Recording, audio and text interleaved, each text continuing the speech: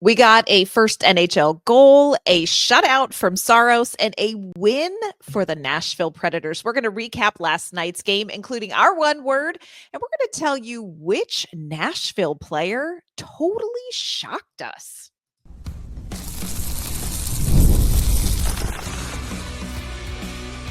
You're Locked On Predators, your daily podcast on the Nashville Predators, part of the Locked On Podcast Network, your team every day. Happy Wednesday, everyone. Welcome to the Locked On Predators podcast. Thanks for making us your first listen on this Wednesday. We are, of course, your free daily Nashville Predators podcast. We're a part of the Locked On Podcast Network, your team every day.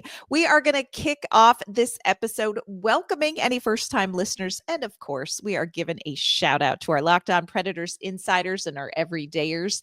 We appreciate your support and we love talking Nashville Predators hockey with y'all. I'm Ann Kimmel. I'm a writer with Penalty Box Radio, and my friends, I have a partner in crime. You do. I'm Emma Lingen, and I'm the Predators site editor and reporter for the Hockey News. Well, Emma, we get to recap a win, baby. We are feeling ourselves today. The Nashville Predators got a win over the New York Rangers. We're going to recap that game, including our one word. We're also going to talk about the performances that made this win possible. We are going to discuss whether we think this may be maybe too late, but a turning point for this Nashville Predators season as well. Before we dive into all of this, we do want to let you know today's episode is brought to you by Built Rewards. Start earning points on rent you're already paying by going to joinbuilt.com/LockedOnNHL. Emma, what a glorious thing. There's just very few things, especially this season, that are as enjoyable as looking forward to talking about a Nashville Predators win. One of those things that feels like maybe we haven't done enough of. But on today's show, we're going to talk about it. The Preds 2-0 win over the New York Rangers. The first game in a 4-game homestand. So it was good to get the win here at home in front of the home crowd as well. We, of course, always kick off our game recaps with our one word to describe the game. So, Emma, what is your one word to describe this 2-0 win over a struggling New York Rangers team?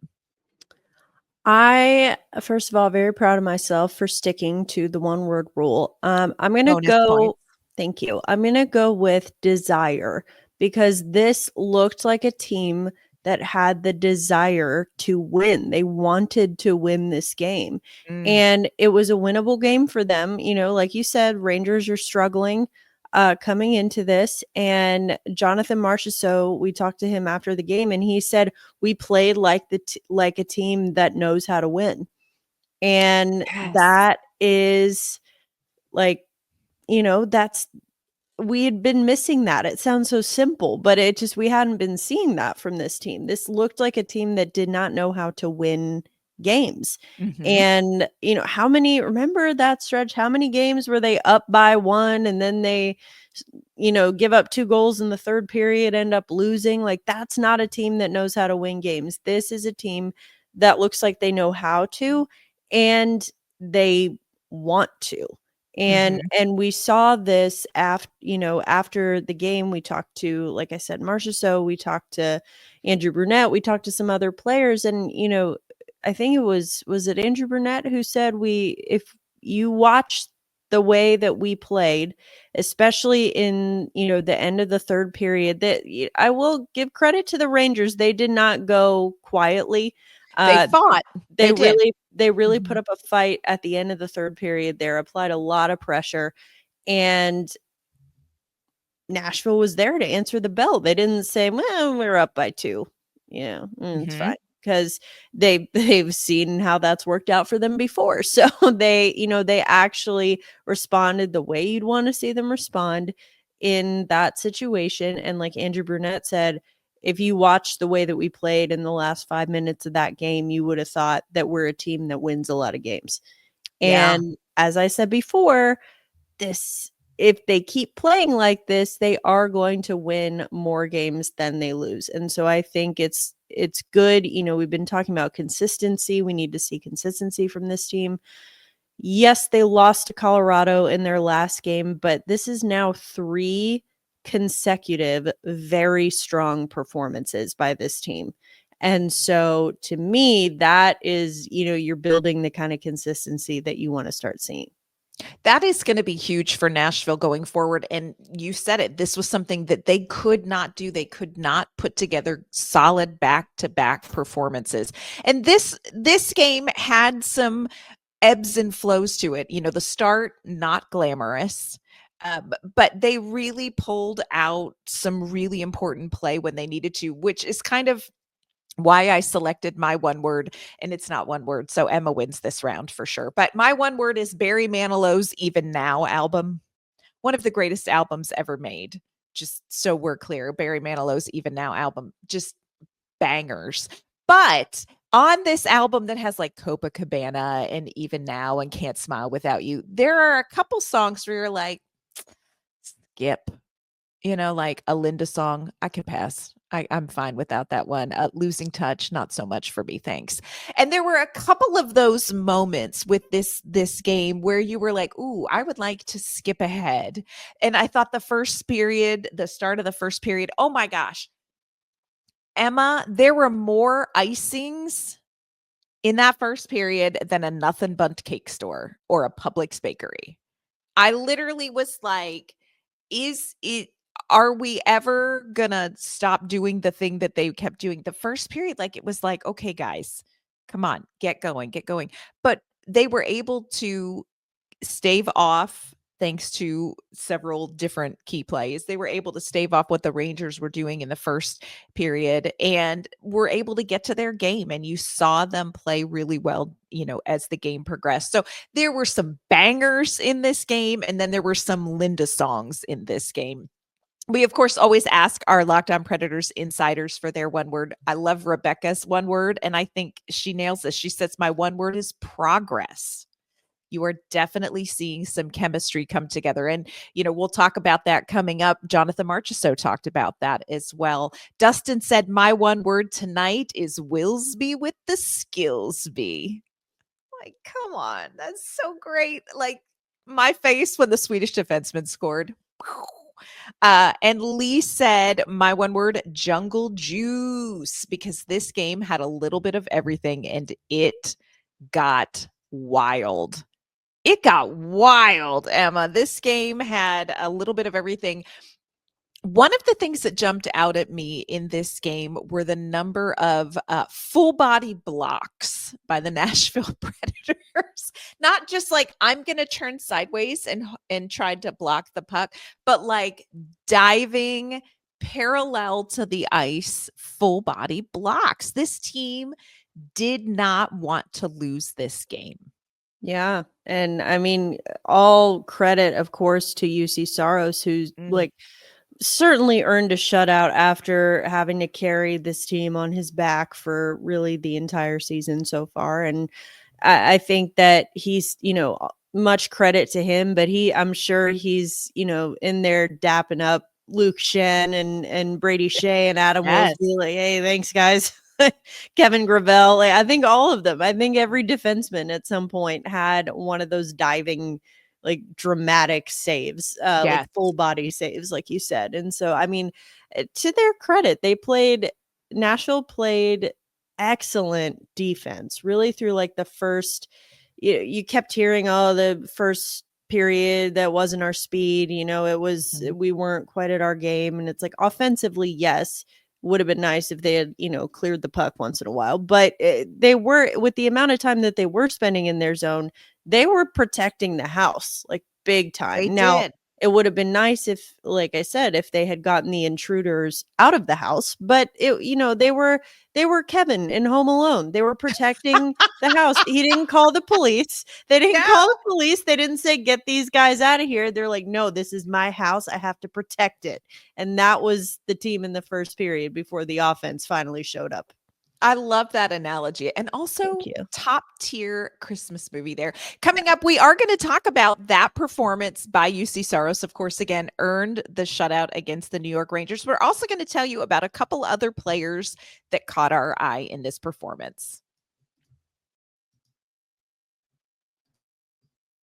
Today's episode is brought to you by Select Quote, the World Series, the Super Bowl, the Stanley Cup Finals. The world's top athletes get to play in these top level sporting events thanks to one thing: teamwork. And teamwork can also protect your financial legacy and your family's future. Select Quote's licensed insurance agents are the perfect teammates when shopping for customized, affordable life insurance. They can find you the right policy to keep your financial legacy safely in your family's end zone. Other life insurance brokers offer impersonal, one-size-fits-all policies that may cost you more and cover you less, while Select Quote's licensed insurance agents work for you to tailor a life insurance policy for your individual needs, and they can do it in as little as 15 minutes. If you are in good health, they work with carriers that could get you same-day coverage for up to $5 million, no medical exam required, and these policies are more affordable than you think.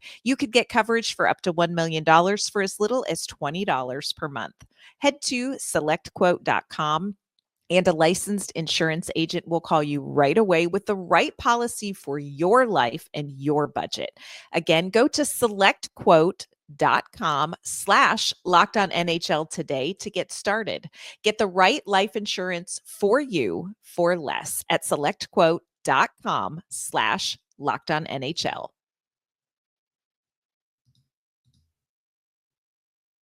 Today's episode is brought to you by Built. Listen up, renters. Do you ever feel like you are stuck in this loop of rent payments, just watching your money vanish into thin air? It is time to turn that rent game around and start earning some serious rewards. That's where Built Rewards comes in. Built is breaking ground as a neighborhood rewards program that hooks you up with points on your rent.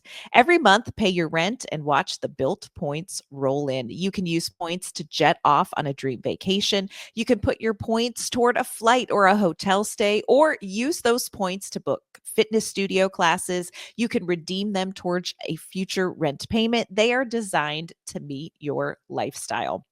Pay rent hassle-free through the Built Rewards app. Your rent game just got a major upgrade. Built points have been consistently ranked the highest value point currency by the Points Guy and Bankrate. So earn points by paying rent right now when you go to joinbuilt.com/LockedOnNHL. That's joinbilt.com/LockedOnNHL. Make sure to use our URL so they know we sent you. Again, joinbuilt.com/LockedOnNHL to start earning points with your rent payment today. All right, Emma, we have got to spend some time talking about Juuse Saros. Again, you mentioned it. Juuse Saros has been the consistent thing for the Nashville Predators through this season. You know, we've talked about, he is a slow starter. He really was not this season. He has been so good for this team, and yet they were losing games because they couldn't get goal support for him. And this was something that our insiders really commented on. Tanner said it feels like this team is finally getting momentum that's going to back up what Juuse Saros can do. Lee said the same thing. He loved the offense that supported Juuse's incredible performance. Another insider said, "My one word is Saros. He is so effing good. We don't deserve him. That is all." It is one of those nights where, especially in that first period where the Predators were kind of struggling to get to their game, man, Juuse Saros just doing Juuse Saros things. And on the way home, I was having a conversation. My son got to go to this game, and I was having a conversation with him. And I'm like, this guy makes $7.74 million and is a bargain when he does what he does. Absolutely. I mean, and you know what? I want to give credit though too to Igor Shesterkin, because what did we say in yesterday's episode in the preview? We said this is going to be a goaltender's duel. And that's exactly what it was, because Igor Shesterkin still finished with 30 saves. I think he had like a 938 save percentage. I mean, he was as exceptional as we've come to expect from him as well. Now, again, Saros bargain 7.74. Come on. 11.5. I know. I was like, oh, we saved some money and we won the game. Yay. Yeah, no, I want to just really give both of those guys their flowers, honestly. Great because goaltending. Shesterkin, and this is what I said on yesterday's show, which is that he kept New York in that game. They were very much in that game. And it's a team that's been struggling to score goals, and we know what that's like. And so they both of those guys, like, really just exceptional goaltending on both sides. Yeah. And we saw the Rangers be in the position that Nashville has been in, where you're like, man, we are getting great goaltending, but we cannot put the puck in the back of the net to make this a win. Been there. We've done that. We've gotten the t-shirt. So I feel for the New York Rangers because Nashville has really felt that pain. Also, I have to say, Jonathan Marchessault. I tweeted this out. He reminds me of the meme from When Harry Met Sally, where Meg Ryan acts out in a restaurant, and there's an older woman that says, "I'll have what she's having." You watch Jonathan Marchessault, and this is a guy, man, this is a guy who really struggled. And not only did he struggle on the ice, it was very difficult for him, for Stamkos, for all of these guys to not be able to get going. And Marchessault is one of those people that's very forthright about what he's going through. And to be able to see what he is able to create on a line now with Stamkos and Forsberg, the chemistry is there. And I think the consistency, and this is something that we've wrestled with, the switching up of lines, we're trying to find a spark. These guys have been together now, and I think you're seeing that line consistency pay off, not just with them, but I think up and down the lineup as well. But for Marchessault, that goal, that Forsberg, Stamkos, Marchessault, those three guys coming at you, passing the puck. If you're Igor Shesterkin, you're like, I should have asked for 12 million. Yeah. He's like, I don't get paid enough for this. Sorry. But yeah, I mean, that once again, just the exceptional passing plays by these guys and on that line. And yeah, it was kind of a slapdash line that got thrown together at the last minute before the Calgary game, maybe? Yeah, it's been about that many games. Yeah. It was whichever game Gus Nyquist was sick. So he was a late, late scratch there. So yeah, again, it's working. So I don't see that line getting split up anytime soon. And it's funny because we were talking about that first line, that top line from last season before this year, like coming into this season, we're like, I don't think that they break those guys up. Yeah. Well, maybe they will. Yeah, it's like, well, maybe they will, but like they won't do it until they have a reason to. And then it was like, oh, they have a reason to now. We saw all those reasons. Yeah, no, but just really beautiful tic-tac-toe play from Forsberg, Stamkos, Marchessault to just sneak it in behind Shesterkin, on off the rush there.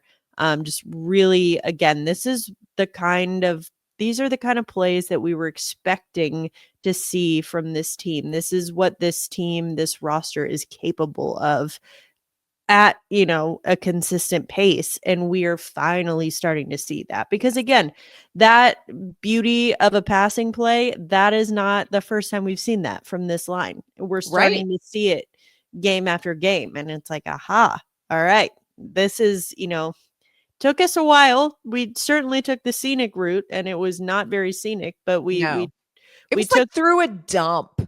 Yeah, like we took a like a detour, like when you get off the highway and you go through like some podunk little like back roads and you're like, wow, if my car breaks down, I'm gonna die here. Like that's kind of that's been kind of where what it we've felt been. like. That's where we've been. We've But been there. I think we're getting back on the on-ramp onto the highway. Yeah, this Look at me and my definitely analogies feels today. I I'm love that. just I love that. It may not be a 4-lane highway yet, but we're getting back on like a divided highway. yeah. We're making some progress.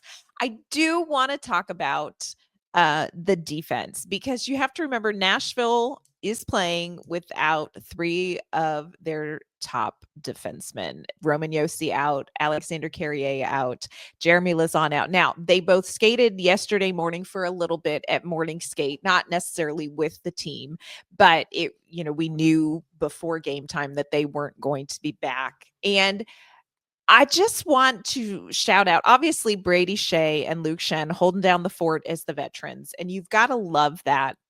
But you have Adam Wilsby, you've got Kevin Gravel, you've got Mark Del Gaizo, and you've got Mr. Blankenberg. And these guys defensively, if you had said, hey, by the way, you're going to lose Josi, Carrier, and Lauzon at the same time, and you're going to have to recall some guys from Milwaukee, and you probably won't know their names, and it'll take you a minute to figure out what their number is, you would think, oh my gosh, this defense is going to fall apart. So impressed with those 4 guys. Just so impressed with them. And Adam Wilsby's first NHL goal, ladies and gentlemen. Tear to my Swedish eye. What a beauty of a goal that was. Dear God. Too. Like that was such a slick move. He, deked around a defender and was able to get the shot off through traffic to beat Shesterkin. I mean, Shesterkin didn't know what hit him.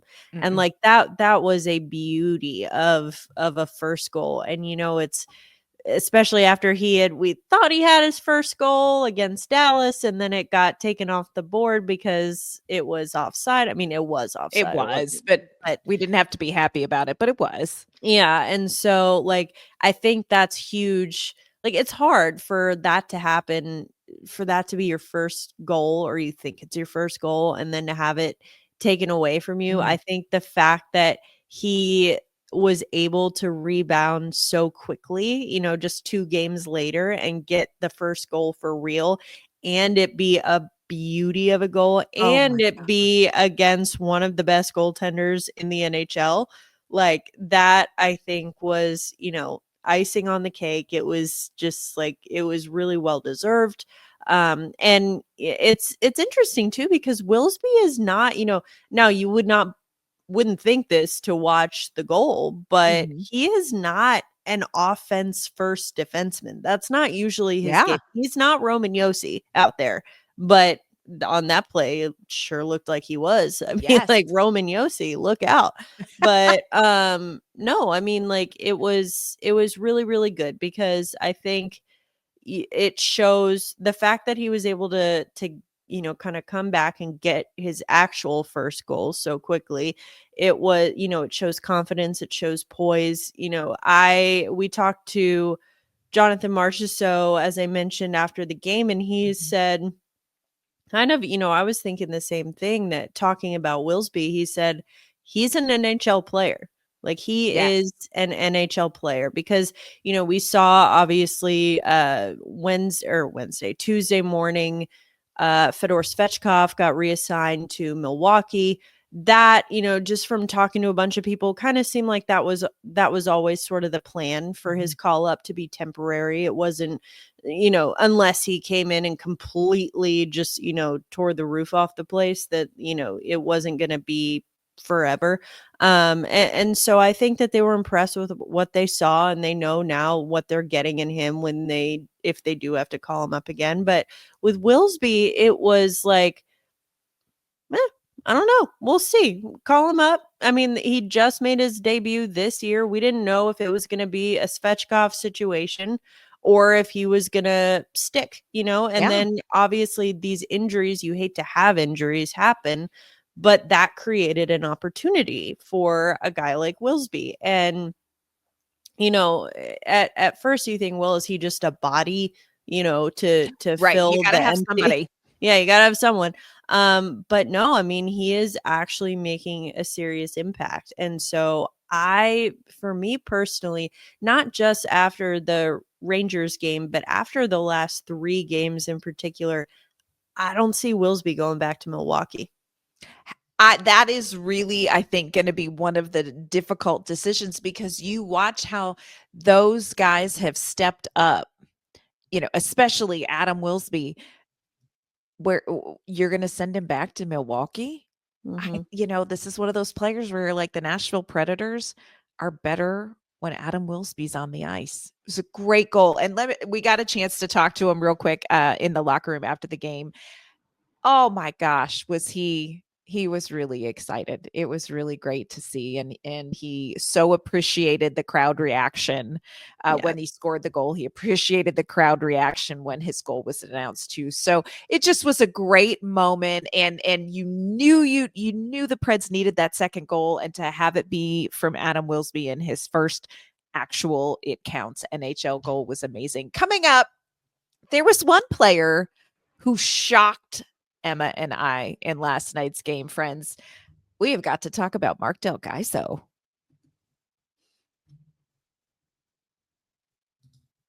Today's episode is sponsored by Prize Picks. If you love sports, you are going to love Prize Picks. It's the best place to turn your sports knowledge into real money. Whether it is hockey, football, or any of your favorite sports, Prize Picks makes it easy to get in on the action. You can now win up to 1,000 times your money on Prize Picks. Plus, this holiday season, they're giving away over $30 million in rewards during Pixmas and offering 2 free picks in December. And when your picks hit, Prize Picks makes it easy to cash out. You can get your money in as fast as 15 minutes. So download the Prize Picks app today and use our code LOCKEDONNHL to get $50 instantly after you play your first $5 lineup. That's right, $50 instantly. Check out all the action at Prize Picks. Run your game. So unless you are very new here, you know that this is, of course, the Locked On Predators podcast, but we also go by another name, and that is Locked On Mark Del Gaiso. Emma and I have been big fans of Mark Del Gaiso's game for a long time. I mean, even preceding his NHL debut, this has been a player that we have been watching and been excited to get up in the NHL. He is very comfortably in the NHL. Mark Del Gaiso. To meet Mark Del Gaiso, this is a very polite, this is a very well-spoken, this is a very, interesting, really just a really great young man. Mark Del Gaiso lost his shit. Mark Del Gaiso lost his shit. He did. Oh my gosh, I didn't know that he was capable of rage like that. Like, again, this is the guy who cried after his NHL debut because he was so thankful. He was so thankful for the sacrifices that his family had made for him to play in the NHL. And then so I feel like we should add some context right by now, because it's sounding like he just went ape shit in the middle of the game for no reason. So it was unexpected for his general demeanor that we encounter. I should say that. It was, it wasn't, he sort of did lose it. He did. I mean, so context, there was a hit on Michael McCarron kind of awkwardly into the boards. He ended up leaving for a brief moment. He did come back into the game, so that was good. But later, it seemed like this was in the second period, right? Later, it seemed like, I think it was Luke Evangelista cross-checked Will Cooley, who was the guy who had hit McCarron. And so it was kind of a little retaliation. So he cross-checked Cooley. And then that kind of resulted in, it was after the whistle, but that resulted in a full-on skirmish, like net front brawl. everyone had their guy. Luke Shen is doing the Luke Shen thing where he's holding two guys. Yeah. And Tommy Novak is over on the side looking like, please, I don't want to fight anyone. Like he's kind of doing the Tommy Novak. Yeah. Like, it's like, hey, please, Luke, you want a third? He's like, please don't make me do this.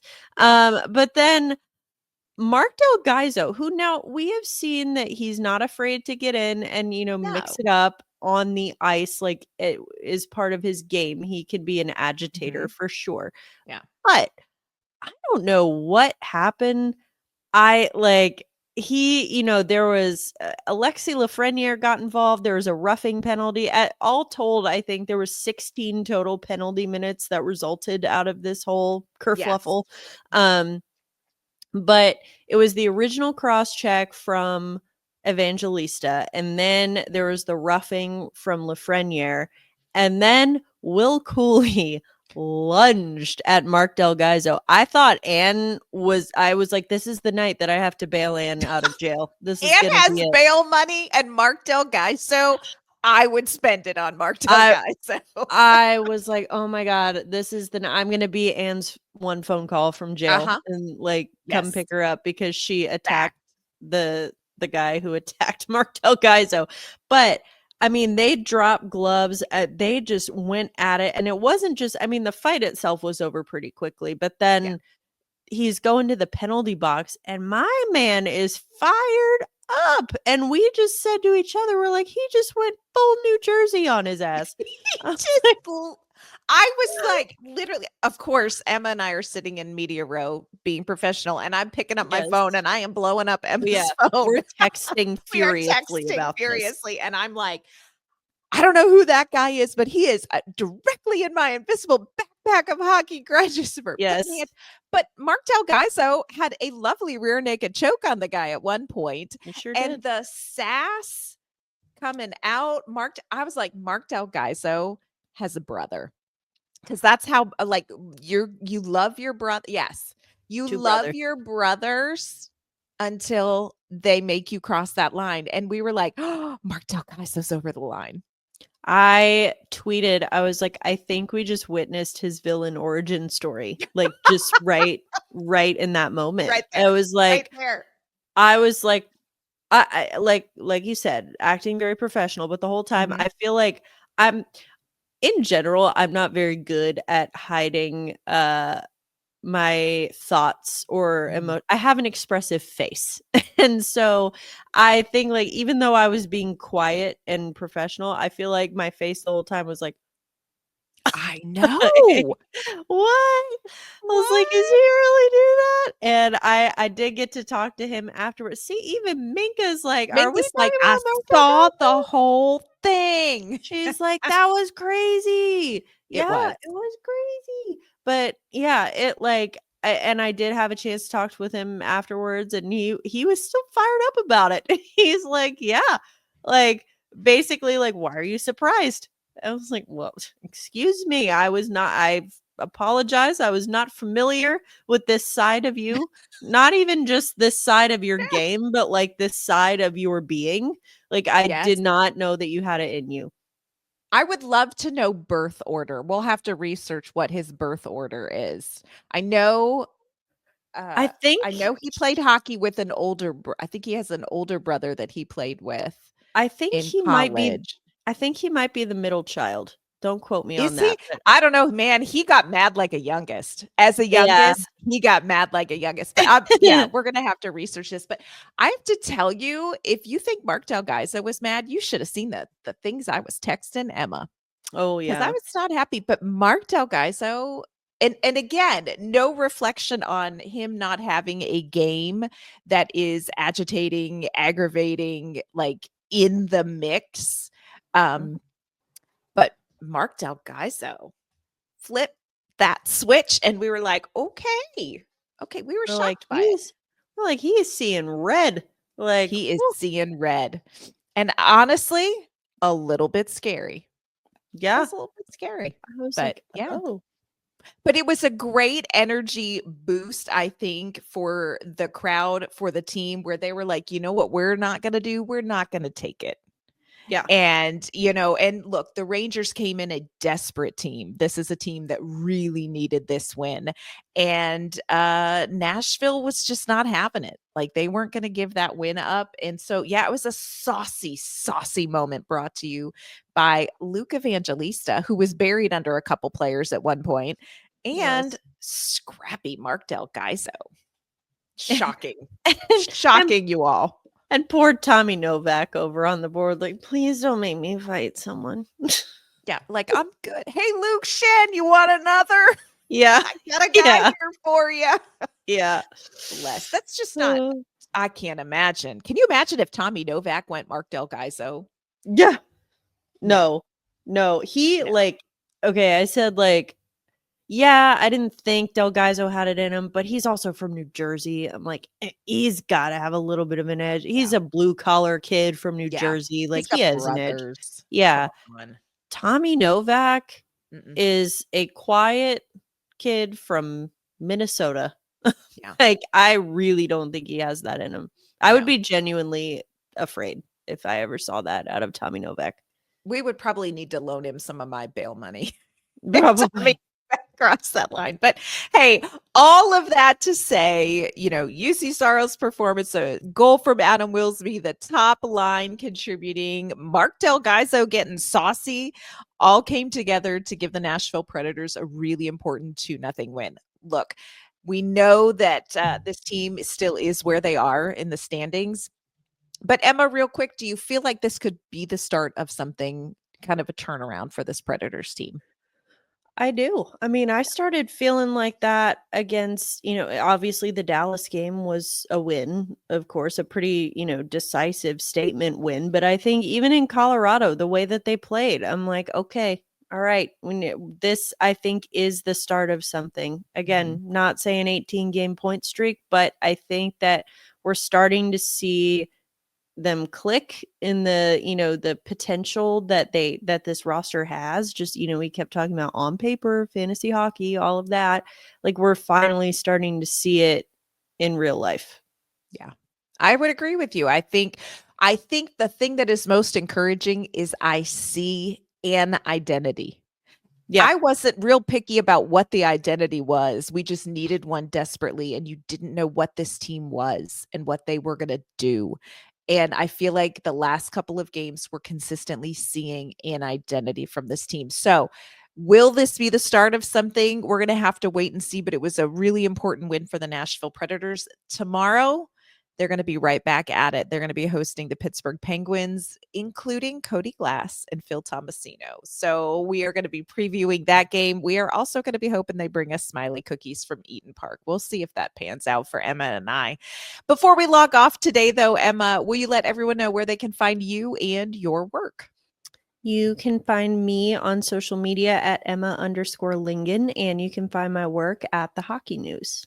And you can find me on social media at AnnK_Mama on Ice. You can find my work with Penalty Box Radio as well. That is going to do it for this game recap here at Locked On Predators. Thanks for making us your first listen of the day. We will be back tomorrow, of course. We're going to be previewing that Pittsburgh game, and we're going to talk a little bit more about Cody Glass and Phil Tomasino. We'll see you then.